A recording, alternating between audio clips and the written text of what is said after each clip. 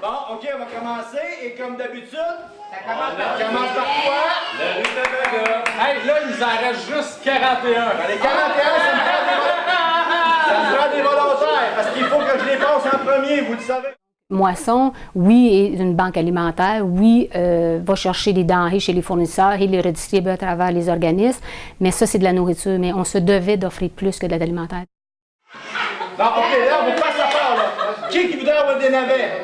S'il vous plaît. Approchez-vous, approchez-vous. Ceux qui en veulent, approchez-vous, là, on va essayer de vous en... Hey, ça me prend plus de monde que ça, pas deux, là. Mais à partir du moment où est-ce que les partenaires ont visité les organismes, puis ils ont vu comment ça se passait dans les distributions alimentaires, tout de suite là, c'est extraordinaire. Les partenaires croyaient vraiment que oui, on pouvait offrir plus que de l'aide alimentaire, puis c'était important aussi de le faire, puis de faire participer les gens à cette distribution alimentaire-là.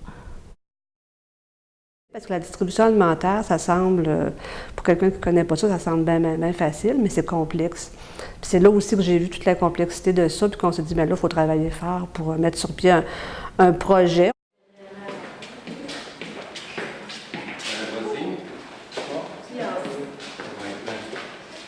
Les besoins au niveau de la distribution alimentaire, de la sécurité alimentaire en général, on les connaissait peu avant. Moi, je les connaissais peu.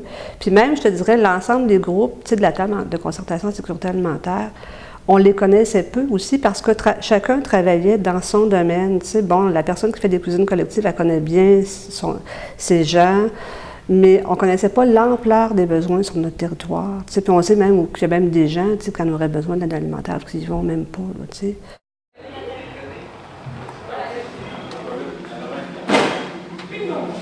On s'est assis ensemble une bonne journée à la Maison de la Madone où on a réuni aussi les bénévoles qui travaillaient à la distribution alimentaire. Peut-être pas tous, mais il y en avait quand même un grand nombre. Puis là, les gens nous ont vraiment dit unanimement, c'était comme un cri du cœur, bien, on a vraiment besoin de support, il faut qu'on ait plus d'aide, qu'on ait une personne. Les gens disaient, on est tout seul comme bénévole, souvent on est résident de ce coin-là, c'est difficile pour nous de faire appliquer les règlements. Ça prenait quelqu'un qui puisse les guider dans leur choix, qui puisse leur donner une façon de fonctionner, mais la faire avec eux, une façon qui soit près d'eux, mais qu'il y a des règles, mettre les règles en place, mettre les choses en place. C'est vraiment le fait que tout le monde s'est mis ensemble. Je pense que c'est ça la force qui fait que Se Nourrir a pu voir le jour puis a trouvé du financement. Je pense que les bailleurs de fonds ont cru au projet parce que tous les partenaires avaient identifié le même besoin puis on s'est tous mis ensemble. Puis on y croyait vraiment, puis on y croit encore aujourd'hui.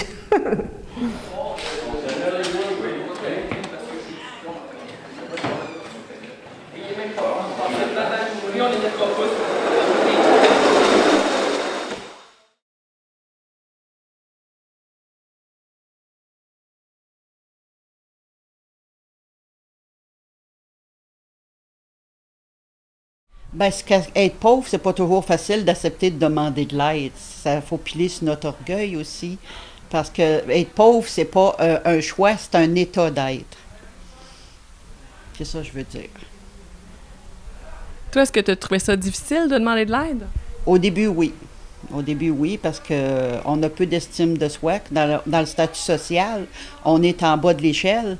Puis il y a des gens qui pensent que parce qu'on est en bas de l'échelle, qu'on n'est pas débrouillard, pas autonome, on a beaucoup de problématiques. C'est pas un manque de débrouillardise et de peu d'autonomie de notre part. Comme on dit, on attend à la dernière limite. Là. Dans mon cas, moi, là, je viens pas ici, il me reste pas mal dans mon frigidaire, ou ça, je vais aller me faire une réserve, tout ça. Non, j'ai trouvé ça difficile, oui. On attend vraiment. Tu vois, dans mon cas, moi, j'ai attendu en dernier. Quand c'était. On n'avait plus le choix, là, tu sais. Mais c'est une bonne chose que ça soit là. Ça nous aide beaucoup. Puis, quand c'est temporaire, je trouve que c'est correct. Je travaille seulement à 20 heures semaine. Puis là, je suis en projet de démarrer une entreprise. Donc là, avec tout ce que ça l'entraîne, et ainsi de suite, là, il y a des périodes beaucoup plus creuses que d'autres. Donc, à ce moment-là, on a besoin d'aller chercher de l'aide à ce niveau-là. Manger, c'est la chose la plus importante. C'est un principe de base. Il faut commencer par se nourrir avant de pouvoir faire autre chose. Parce que tu demandes l'aide par besoin, pas par choix, que c'est un choix de demander de l'aide. demandes parce que tu n'arrives pas souvent, puis la fin du mois ou le début du mois, il t'est arrivé quelque chose à payer, ou tu as des choses des petits luxes que tu voudrais, comme une paire de sandales, mettons, là, qui est usée, là, tu ne la payes pas tout de suite parce que tu attends le premier du mois, mais si tu te payes la sandale, ben, tu as moins de nourriture. Fait qu'en venant chercher de la nourriture, tu peux te payer la sandale que tu as besoin, là, à 20 $. Là. Fait que c'est ça qui est essentiel. Il dit, une fois qu'il a payé sur ses dépenses, qu'il a payé son électricité, qu'il a payé ci, il a payé ça, il dit, il reste 30 pièces dans le mois pour acheter de la bouffe. 30 pièces dans le mois pour acheter de la bouffe. Un mois, tu fais quoi, là? Parce que pour moi, la nourriture, oui, est importante, mais tout ce qui entoure la distribution, ça, c'est très, très important aussi. Puis je dirais peut-être même plus, là, mais c'est très important.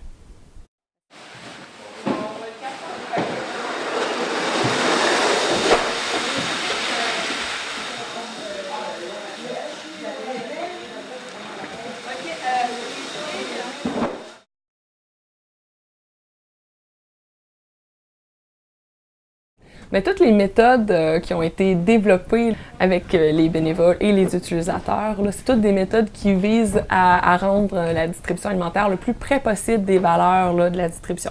Les valeurs qui ont été mises en place là, par les organismes accrédités à Moisson-Mauricie, Centre du Québec.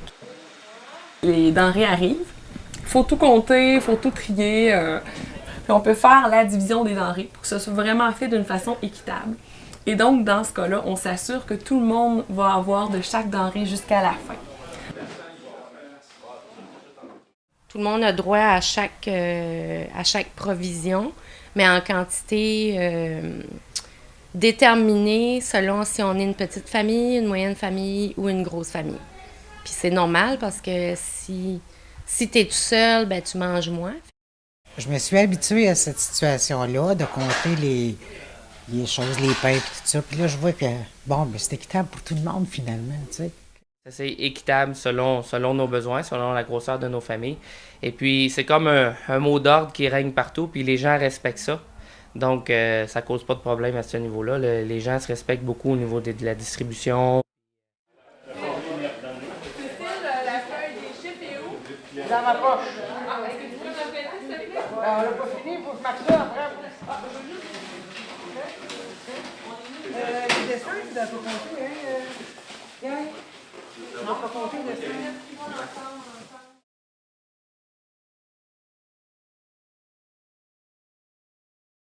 Être proche des gens, être vraiment très, très proche de leurs besoins, de leurs attentes, autant les bénévoles que les utilisateurs. Puis en même temps, être organisé, savoir coordonner les choses de façon respectueuse. J'appelle tout le monde par leur prénom. Des fois, je le faisais qu'un petit signe des fois, puis tu sais, ils me surveillent, puis juste le fait de les appeler par leur prénom et non par le nom de famille, puis tout, c'est plus personnel un petit peu. Donc, le respect, c'est d'être poli, c'est d'être patient, c'est d'être tolérant.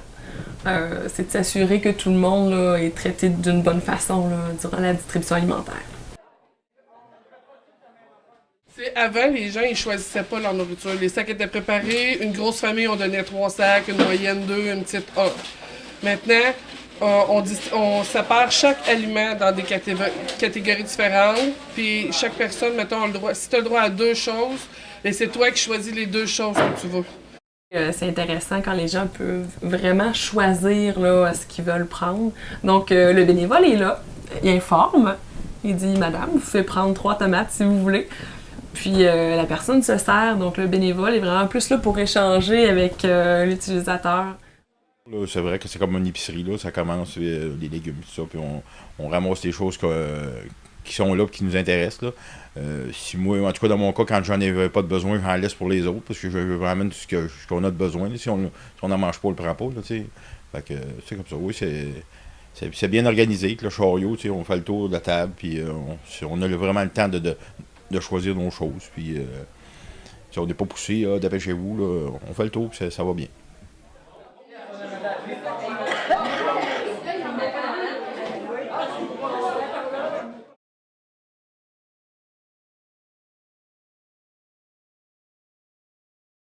La transparence, c'est très, très important.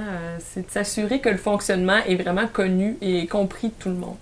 Donc, tout le monde peut savoir tout ce qui se passe, connaître tout le fonctionnement, poser leurs questions. Il n'y a rien de caché. Non, dès qu'on arrive, on voit la nourriture. Toute la nourriture est exposée. Oui, et les tirages sont faits pour tout le monde. Et tout le monde voit comment est-ce qu'on est en train de tirer ça. Oui, c'est ça. La transparence, même quand il reste des denrées, on fait le tirage. Chacun a son choix. Oui, c'est ça. S'il y a le moindre soupçon d'inéquité, on va le savoir.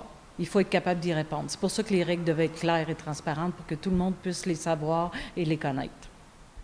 Puis, des fois, il y a des votes là, à main levée ou pour être sûr que ça ne fait pas de chicane. Puis, on se sent vraiment là, impliqué, participer. Il n'y a pas de cachette ici. Bien des fois, quand les idées sont bonnes, écoute, on les met en pratique. Parce qu'on les essaye. Si ça ne fonctionne pas, OK, on revient à ces systèmes, mais il y a bien des fois que les nouvelles idées, des fois, fonctionnent. Puis ça améliore, à fin de compte, le service qu'on donne. Parce que on donne un service. C'est un service de distribution, il faut le donner, ce service-là, mais il faut qu'il marche bien. Je veux dire, si ça ne marche pas bien, il n'y a pas personne qui va se sentir à l'aise, puis il n'y a pas personne qui va vouloir travailler. Je travaille là parce que je me sens à l'aise, je me sens bien. Puis, il me semble que qu'est-ce qu'on fait, c'est bien.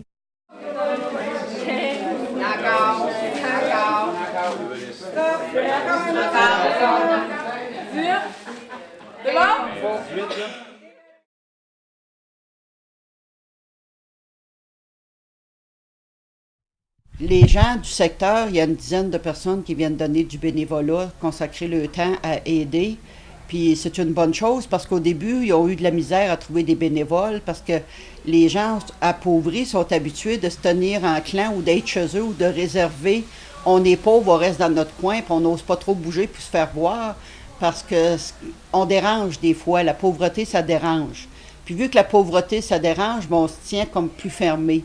Puis les gens, ils ont décidé de s'ouvrir puis de dire « OK, on est pauvre, mais on va avancer, puis on va aller chercher de l'aide, puis on va aider à l'avoir. » Il faut savoir recevoir, mais il faut savoir donner aussi. Puis je pense que c'est une excellente chose de donner cette opportunité-là aux gens. Ils se sentent utiles dans ce qu'ils font, puis c'est important aussi, là.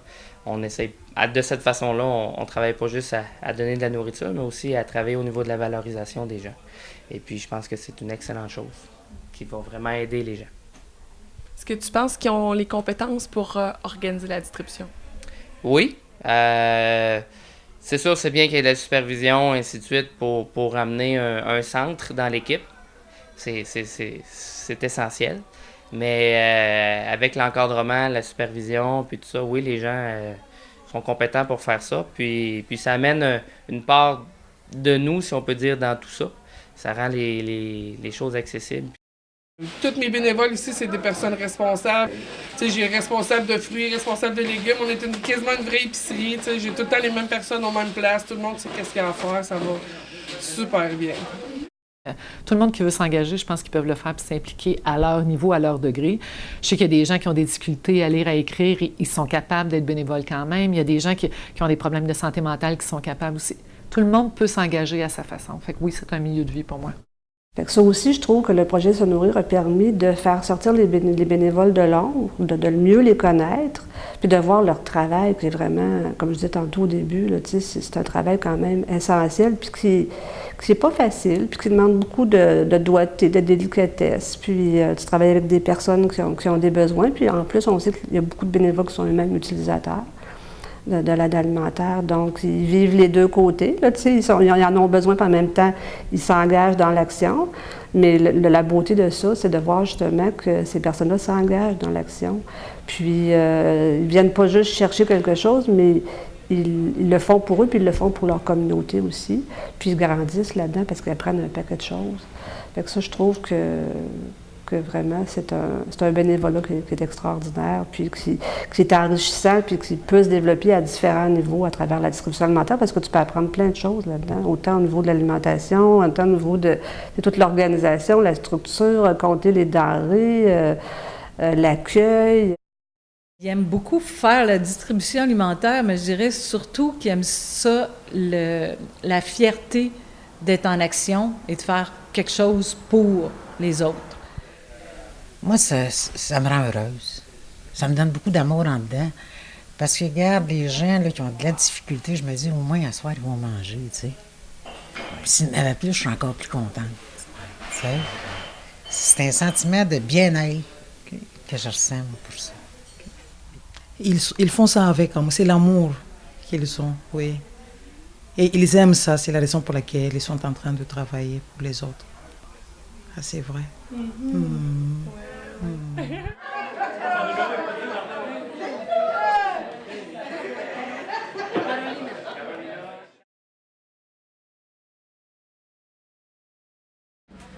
Je venais ici pour intégrer avec les sociétés québécoises. Et puis c'est fun parce qu'il y a beaucoup de nouveaux arrivants aussi qui prennent les aliments ici. Donc moi, je les explique comment préparer les choses parce qu'il y a les différents pays qu'ils ne connaissent pas. Et puis on rencontre tous les Québécois, tout le monde, on rencontre, on fait la connaissance. Donc ça nous aide vraiment à intégrer. Ils ont chacun leur histoire, là, mais on se retrouve tous être un peu dans la même situation parce qu'on est en situation de besoin. Et puis à ce moment-là, ben, les gens apprennent à se connaître, là, puis ça amène une ambiance qui est conviviale, familiale, puis c'est très bien. Rencontrer les gens, discuter de n'importe quoi. Moi, je suis venu ici aussi pour rencontrer du monde. Puis aussi faire de quoi, puis apprendre des affaires. On se sert le café puis tout, les biscuits, fait que les gens ont appris à tout se connaître. Puis nous autres aussi, on a appris à les connaître. Fait que là, ils viennent à tour de rôle, puis c'est comme des amis. On a affaire avec des êtres humains qui ne trouvent pas toujours ça facile non plus de venir à une distribution alimentaire. Hein. Mais en même temps, je trouvais que ça se faisait de façon conviviale. Puis je trouvais que les gens, tu sais, c'est un milieu de vie aussi. Je les fais rire. Essayer de faire un petit peu oublier, en fin de compte, pourquoi ils sont là. Tu sais, je veux dire, c'est plate que d'aller chercher de la nourriture de même. Fait que tu essayes un peu de les égayer en les faisant rire. Hein. 2, 25. Et voilà, et maintenant, C'est très plaisant, ça coupe l'isolement parce que les gens peuvent parler ensemble, ils se donnent des recettes, ils s'échangent des recettes. Ça fait sortir les gens de leur isolement. Puis ça aide les gens à démystifier la pauvreté aussi. Ça aide à s'en sortir, on dirait peut-être là, de parler avec du monde, puis bon, je suis pas tout seul dans cette situation-là, puis ça, fait que, oui. Oh, il en reste un, encore un. Oh, et voilà, c'est parti. Merci. Là, on va passer au sérieux à ce temps.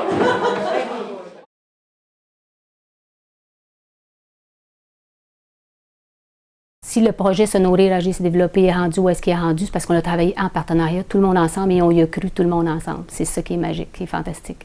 Puis quand je dis ensemble, les partenaires, oui, mais aussi les responsables de distribution alimentaire, les bénévoles qui s'impliquent, les utilisateurs des services alimentaires, tout le monde a participé à ce que ce projet-là, finalement, se réalise. C'était très intéressant aussi de pouvoir impliquer des gens d'un peu d'autres organisations autour pour qu'ils connaissent puis qu'ils vivent la réalité de la distribution alimentaire. Après ça, ils pouvaient mieux comprendre là, ce qu'on vivait puis mieux défendre aussi là, notre mission dans leur propre organisation. Fait que c'est ça la collaboration, c'est avec tous les acteurs, la concertation avec tous les acteurs qui sont de près ou de loin reliés à ce projet-là, autant en employabilité, en mise en action, en mise en mouvement, que ceux qui travaillent auprès de la pauvreté, en sécurité alimentaire. Fait que ça va rejoindre pas mal tout le monde. Et ça vaut la peine d'être dit, parce qu'au début, quand on s'est assis ensemble, on n'était pas nécessairement tous des partenaires qui étaient habitués de travailler ensemble. On croyait à ce projet-là. Moisson, on est vraiment super content de travailler avec les partenaires parce que c'est une force incroyable de travailler en partenariat. Chacun amène ses idées, chacun amène ses forces, puis à partir de là, ça donne quelque chose d'extraordinaire. Il y a beaucoup d'organismes qui prennent ça à cœur puis qui mettent l'épaule à la roue. C'est ça que je trouve fantastique, c'est vraiment un projet de terrain. C'est un projet qu'il faut penser, qu'il faut écrire des plans d'action, il faut qu'on ait des objectifs, il faut qu'on regarde si on est capable de les atteindre, tout ça, mais toujours en fonction du terrain puis des gens qui en ont besoin.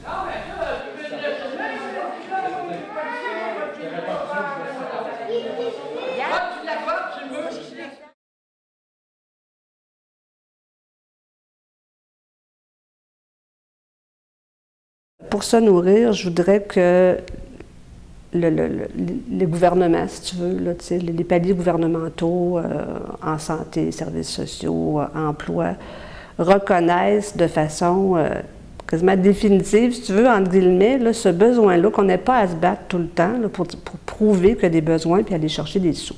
Ça, j'aimerais ça que ça soit acquis, qu'on dise, bon, mais regarde, il y a vraiment un besoin là.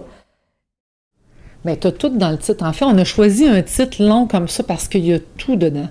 Ça peut être juste se nourrir, mais ça peut être aussi agir, s'impliquer, s'engager et se développer, vouloir aller plus loin, se mettre en action, en mouvement. Fait que ça peut être juste aller chercher les denrées ou juste en distribuer, mais ça peut être beaucoup plus que ça. Fait que je pense que le titre, qui est long de ce projet-là, est très explicite et en dit long.